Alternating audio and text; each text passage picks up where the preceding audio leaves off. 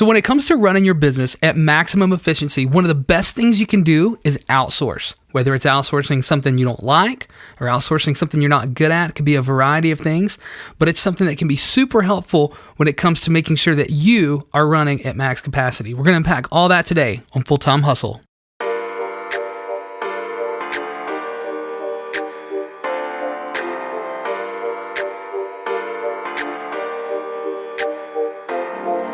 You're listening to the Full-Time Hustle Podcast, an audio resource about life and business. Geared towards the creative entrepreneur, Full-Time Hustle is all about sharing time-tested methods and tips about everything small business related. From sales and marketing, all the way to accounting and client interaction, Full-Time Hustle covers everything you want to know about how to get things done. Turn your side hustle into a full-time hustle. For more resources, visit us online at fulltimehustle.net. Today's episode is brought to you in part by 17 Hats. 17 Hats is the premier online-based small business management software that does everything from invoicing to books to even keeping track of your contracts. Do what you do best and let 17 Hats do the rest. To get 10% off your first subscription, visit 17hats.com/card/full-time hustle. That's 17hats.com/card/full-time hustle for a free 17-day trial and 10% off your first subscription. Or simply apply the coupon Full-Time Hustle in your account settings. Thank you for listening, and we hope you enjoy the show.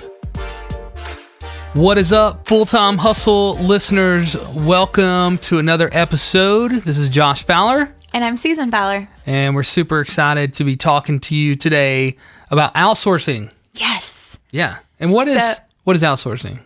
Well, I mean, it's paying someone else to do some of your work, honestly. We hear that a lot with big companies, but I don't think entrepreneurs think about it a lot. Well, I think when I first thought of outsourcing as a business, I think of outsourcing to China or something. Yeah. And it's not like that. I mean, it is for some companies. It is for some, but not for everybody. But for us, there's just a lot of ways we can do it on a smaller scale. Mm-hmm. And I guess I always thought of outsourcing as a big company thing. Yeah. And I was a small company. It was just me. Yeah. So I can't afford, I'm not making the big bucks. So how can I afford to pay somebody else to do some stuff? Absolutely. And at first I couldn't, but over the years I grew, our business grew, and there were certain things that I would be spending a lot of time on the little things. Yeah. And that's not the best use of my time.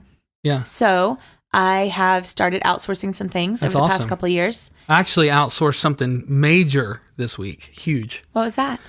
I outsourced some orthodontic work. Okay. Well, that's just hiring an orthodontist. No, it's not. No, I was going to straighten my own teeth. Yeah. And I was like, this is going to be potentially a bad idea.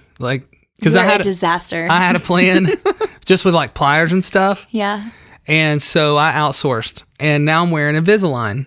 And that's why total mess. I just listen to myself. I don't sound that weird. No, you've gotten a pretty good hang of it. The last time I was like, I'm taking this out. There's no way I can do the podcast like this, but I think I can. And the longer it's in. You got it. I mean, you're going to have these in for the next 2.5 years. Yeah. So. And I think the example I just gave is the best possible example for outsourcing. Would you agree? Not at all. Oh, it's not?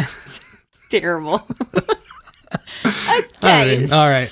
So, but we're for real. We're going to jump into the meat and potatoes of this. Yes. Well, the reason that the best resource that we have for this that kind of put a fire under my butt about this whole thing was the 4-Hour Workweek by Tim Ferriss. Yes. Love Tim. It is one of his books. I guess he has more books. I assume. He does. He has a lot of just stuff out there. He doesn't have tons of books, but he's got a ton of resources. Podcast, blog, and YouTube. I'm on his email list. Yeah. At any rate, 4-Hour Workweek is a really great book, and I did the audio version on audible.com because, we got to listen to it on... we drive a lot. Yeah, we listened to it on the way to Boston. Actually, you had already listened to quite a bit of it, and you're like, you need to hear some of this. And so we ended up, you got a lot of it the second time. Yeah, and there's some books and plans, so to speak, that are, it's all or nothing. And if you don't follow the whole plan, then you're really not doing the plan at all. Right. And his book is not that way, and I really love that about it. It is, if you want the results that he's talking about, then yes, you need to take all the steps. But if you're okay with not having those same results, then you can pick and choose what you want. And just to clarify, that it's not necessarily worse results. It's just different results. Yeah. And so it's just a different path. Like he literally tells you how you can have a 4-hour work week each week. Yeah. And how you can work remotely from all over the world and really enjoy your time and travel. Right. And while that's really cool, that's actually not my goal right now. It's a great goal, but it's actually, I don't care about that. Right. But if I'm working 80 hours a week, I would like to get that down to 60. And if I'm working 60 hours a week, I'd like to get that down to 40. And at this point, in our busier seasons, we're definitely working over 40 hours a week. But in our slower seasons, we are not. Yeah. And to me, that is so amazing. It's a big win for us, for sure. Yes, because it makes up for that time. I would say over the course of a year, we're working probably around 40 hours a week, maybe 35. Right. But we're getting this. We're actually getting more work done, and we're not sacrificing on our paycheck either. Yeah. So, and our client experience is great. So I would definitely recommend that book. It will light a fire underneath you. But we're going to share today about like the 5 ways that we love to outsource and how that has helped our business and how it can help yours. I love this first one. We outsourced this, 2 years ago to someone who was absolutely amazing. Yes. And made our life easier. So it's social media. That's the first one. If you're taking notes, you might want to take notes on this one. Actually, we have our show notes, so you can just follow along with those. But it's something that you might want to like go back through, kind of as a checklist later, to see if it's what's going to work best for your business. But yes, social media. I realized this when we went on vacation to Disney World. We went an epic. Actually, I think it was 3 years ago. This year will be 3 years. Yep.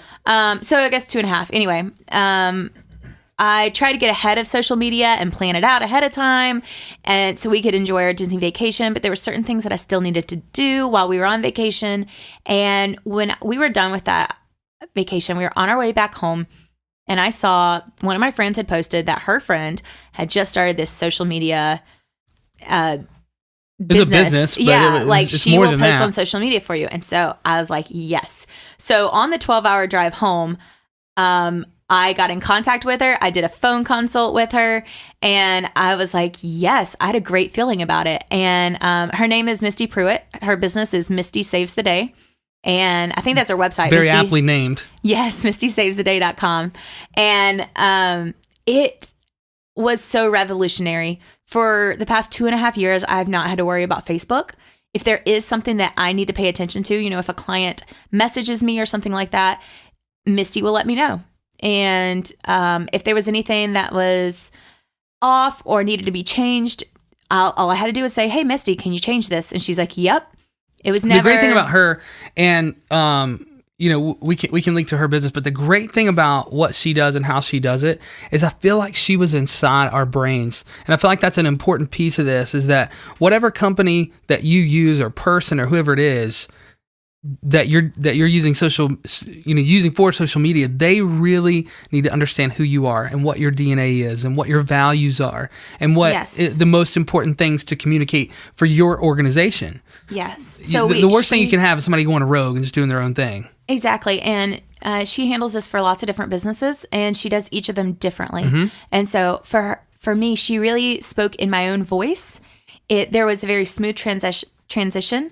At first, I looked at every single post to make sure it was a picture I like and a comment that I would say. And over time, I just didn't even have to look at it anymore because she handled it so well. It was as if I was saying it myself. I can't tell you guys, countless numbers of times over the past 2 years, people would come up to me or they would come up to you and they would just start talking about something that was posted, but we hadn't seen it yet. Yes. And they were, oh my gosh, I saw the picture you posted. I read that story and I just started crying. I was like, what? Yeah. Which story? And they would tell me, and I'm like, oh yeah, Susan must have posted that. And you were probably thinking, Josh must have, taking some initiative, right? Well, but it wasn't. And I mean, over 2.5 years, of course, there were a few little, not mishaps, but a few little things that needed to be tweaked. And one time, there was a picture posted and a review, but the review was not of the person in the picture. It was not from the person in the picture. And it happened to be my best friend.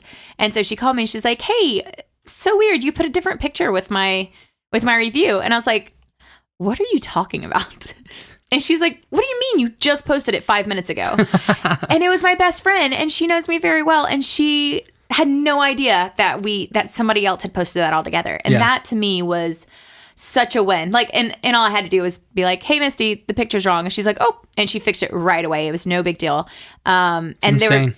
And I mean, that was like once out of 2.5 years. And so I just love that we were able to have a personal relationship with Misty. Yeah. You know, we could call her, we could text her, email her, chat. It was great. We were buddies. But at the same time, if something was wrong, we could just tell her. Yeah. And it wasn't a thing. There wasn't an excuse. There wasn't anything. It was just, okay, we'll fix it and it's done. And that was really great. She had like a whole marketing plan for us, and I'm using it in past tense because we actually just changed her over to blog posts. So Facebook is not as riveting and alive in the business world, in our business world, our particular industry, as it used to be. Right. It's still important. It's a big key player. Yeah, but when we looked at it, I actually asked Misty about it. I was like, Misty, do you think we should move you to another area? Like, I'm not going to lose you, but where is the best place that you can serve our business? And, you know, I was thinking about maybe having you do blog posts, because I have hired her out for those before, and it's gone wonderfully and I love it. And blog posts are something that have really been dragging me down lately. And so, you know, she gave me some pointers like, hey, look at your analytics on this and that, and tell me what you think.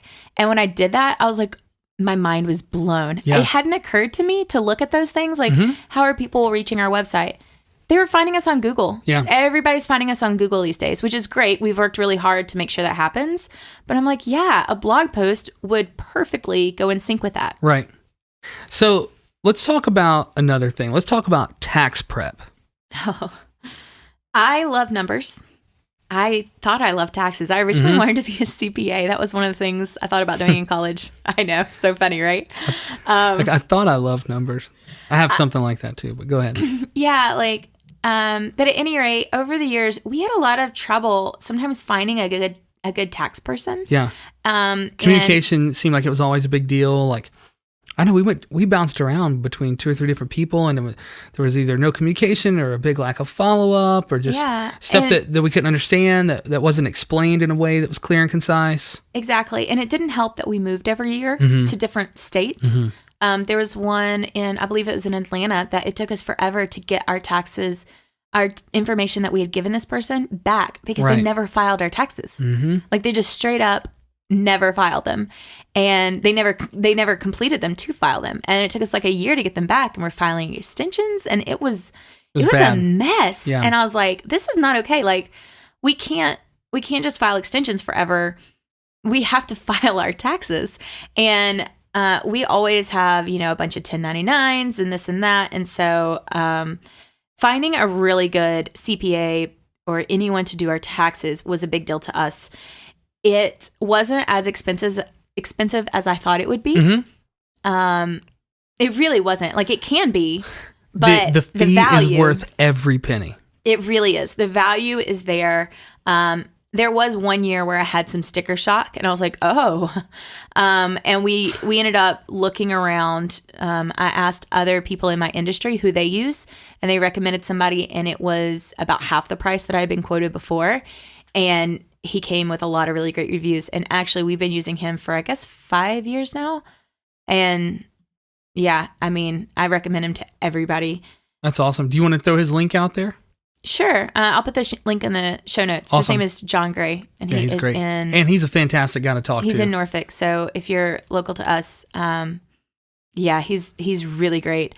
And then this year, he actually does our bookkeeping as well. And so just having someone to do that was a big step for me, to have someone do our bookkeeping. But every year, you know, he would walk me through like what information he needed in order to do our taxes.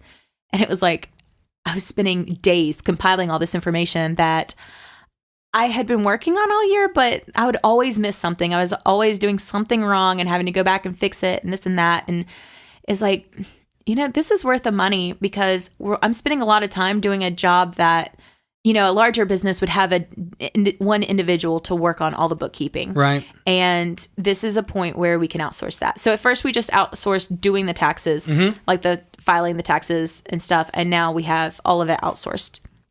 So it's always a step. It is. So what about something, being able to outsource something like a piece of your job that you're new at or want to start offering? So that was one that we actually don't do this. I planned on doing this, but then I actually fell in love with the piece of it, like the thing I didn't know. So we're photographers, or I am. You're a videographer. I'm a pseudo photographer, very amateur, but I wanted to start offering more albums to my clients, but I didn't have a plan for that. Like I would just put it in the pricing sheet, like, oh, if you want an album, it's this much. But I had no idea what went into that. So a few years ago, I really like deconstructed it. Like, okay, how much does it cost to do this? How much does it cost to ship it and to have it printed? And how long does it take me to create it? And I don't even know what software I need to create it. And then I saw that one of the album companies that I was looking at offered album creation. Like they would make it and you could have up to however many revisions. And I was like, well, hot dog. It was a pretty reasonable price. Yeah. And it saved me from having to learn a new skill, from having to buy more software in order to be able to do this skill, and just a lot of time. That way it would streamline my album process more. I could sell more of them because I'm not having to create them. I'm just the middleman, basically. Right. But so I work that into my pricing. And I was going to say, so do you outsource that or not? I don't anymore. I changed my mind on it. Okay. Because it ended up being something I fell in love with. And I did not expect that. But I tried it out and I was like, oh my goodness, I do not want to outsource this. I love it. And so, but that is something that I know that I always can. Like I have a plan in place. And as we add new things onto the business, I always want to have a plan on how I can outsource it in the future. Right. If I want to. Because this business can't run just on me or just on you. It has to be able to go on if we're not available. Right. This last one is my favorite. Mine too. Home maintenance. Yes, house cleaning, yard work. Anything beyond that, handyman stuff, HVAC, all of it. We're terrible. We're not the handiest people in the world. No, we're not. And when we bought our house, which was 2013, October 2013. So 4.5 years ago, 5.5 years. It's coming up on 5 years. Oh my goodness. Okay. And so we did not own a lawnmower. We'd rented a house before where we had a lawnmower and we did all of our own stuff. And because, we were newly married. Right. But then we moved to an apartment. Yep. And we got rid of another everything. apartment. And we didn't need all that stuff. Yeah. So we'd gotten rid of weed eater and lawnmower and everything related to that. And then when we bought this house, we were like, well, I guess we need to buy a lawnmower. And I was like, we hate mowing our lawn. We don't have time for it. And there was, the lawn looked great when we moved in. That was a big part of the reason that we liked this house to begin with. We pulled up it looked incredible. It did. That lawn looked so good. It had like the edging and I was like, I don't even know. I didn't even know it was called edging. I had no idea. Everything was so straight. Yeah. And so we called the previous owners and asked them like, hey, who does the lawn? Because first we hired a friend to do it. And that was a bad idea.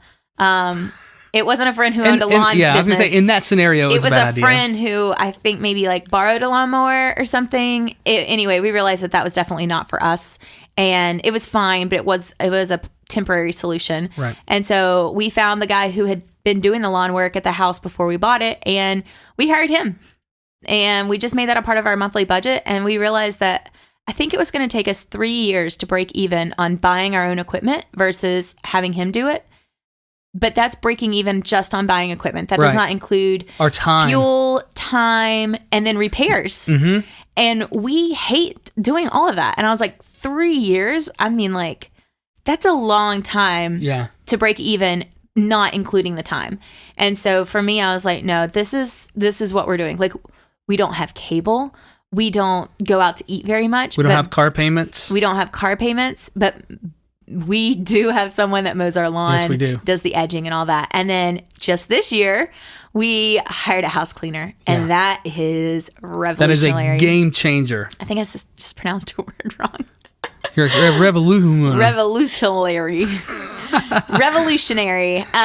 Because it's all the little things. Like once a week, we know that all the floors are going to be clean. All the bathrooms are going to be clean. things are being put away, the countertops are going to be wiped down, and that is really dusting. Like, it's all these little things that we would cram into our day, and we really it wasn't the best use of our time. Here's the thing too. And I don't know if everyone is like this, but for us, it makes us keep our house cleaner. Yes, because we want it to be clean when she comes to clean it. Like when because she doesn't like pick up our junk. I mean, she will, but like that's embarrassing. Oh, I'm not gonna leave dirty clothes all over the floor, and then she shows up and has to like put them in the dirty clothes for me. Yeah, that's just embarrassing. People need to be aware, like when it comes to outsourcing things as they relate to stuff in your home, it's not just lawn care. It's not just housekeeping. There's a ton of things. Pest control is a big one. A lot of people, you can buy the stuff to do your own pest control, but we have found we did that for a while, and we bought the supplies. We never used them. Yeah, we did. Oh, did we? No, totally did. Okay. Yeah, it was like a project I did. Like, you're out, I'm doing this thing. Okay. It was terrible. I hated it. Yeah. Spent all day doing it, and it didn't work. So now we have somebody that does pest control. Now we do all of our HVAC maintenance because I Googled that. And I know how to do the filters and stuff, but that is something else that you can outsource, and it needs to be taken care of. If you own a home and you've looked at your HVAC stuff in a long time, you better look at it, because I just heard about somebody that didn't change their filter for like a year and their whole system is down. That's $10,000. Yeah, that's expensive. Yeah. Some other things are laundry. Mm-hmm. You would be shocked at how many people outsource their laundry. Yep. That shocked me. I was like, what? Yeah. A big thing now is grocery shopping. Now, that hasn't been a good value for us. We've tried the box stuff. We tried HelloFresh once. We tried, what's the other one? I can't remember. I don't know. We just like to go to the grocery store. Well, and we spend less at the grocery store. We do. We have an Aldi near our house, and we love Aldi. Like, we've thought about like just doing like a Facebook commercial for them, just not with their blessing, just because we love them so much. Yeah, we're like Aldi evangelizers. We are, but that's the point. That's something that we love, and so we enjoy going to that grocery store and shopping, and we love to do that when we can as a family. But we don't love doing our lawn. We don't love, the cleaning and stuff like that. I think eventually I would love to outsource our laundry, but we're just not there yet. Because everything you outsource, it costs money. Yes, it does. And you don't want to just cheap out on things, because most often you get what you pay for. And if somebody's really good but really cheap, either they will have to go up on their prices or their business will go under. Absolutely. And so it's not sustainable. So, just always be aware of those sort of things. There's also handiwork around the house. Yep. There's this one time where Josh bought me, for my birthday, he bought me a new garage door opener. It's what you asked for. It is. I wanted it so bad, and I'm thrilled with it. Because our other one, you had to be standing, there was only one place where you could open it, and you had to like go through the back. So you couldn't like walk up to the garage door and just open it. You couldn't open it from the car or anything. And just the way our garage is connected to the house and all, it was just awful. Like, I just wouldn't go in the garage because it was such a pain. And so now there's like the little keypad, and I love that. But when you went to install that, you were like, you know what? I'm going to call a friend and see if he can help. And this friend is really good at stuff and really smart at these things. And you guys worked on it and worked on it. I bet we were out there for 4 hours. Well, and then his dad shows up because like he needed extra help. And I felt really bad. Like, I know this is a friend that like we do stuff for them, they do stuff for us, but it was like freezing cold. And it just really spoke to the value of sometimes it's so worth it to pay somebody. It is, for sure. If you're like a gung-ho do-it-yourselfer, that's different. Like and a lot of those people who really are do-it-yourselfers, they enjoy doing that stuff too. Yeah. I don't enjoy doing that stuff. Well, and here's something too that I want to just note about this whole principle. Like, if you're going to outsource stuff, the whole point of that is to free up your time. And I think it's really important to take advantage of that extra free time you have and not waste it. Or the whole idea of outsourcing then becomes this counterintuitive, counterproductive thing that's costing you more money in the end than it is serving you and your business. Yes. So when I outsource something, that should either lessen my work hours, give me more free time, or it should save me money. Even though I'm paying for it, it should save me money in other ways. There always has to be a benefit. And a lot of times it's more of a mental benefit. But the other thing, and here's one last thing, don't necessarily feel like you have to outsource certain things because that's what other people in your industry do. Right. I'm a photographer. The number one thing that photographers outsource is their editing.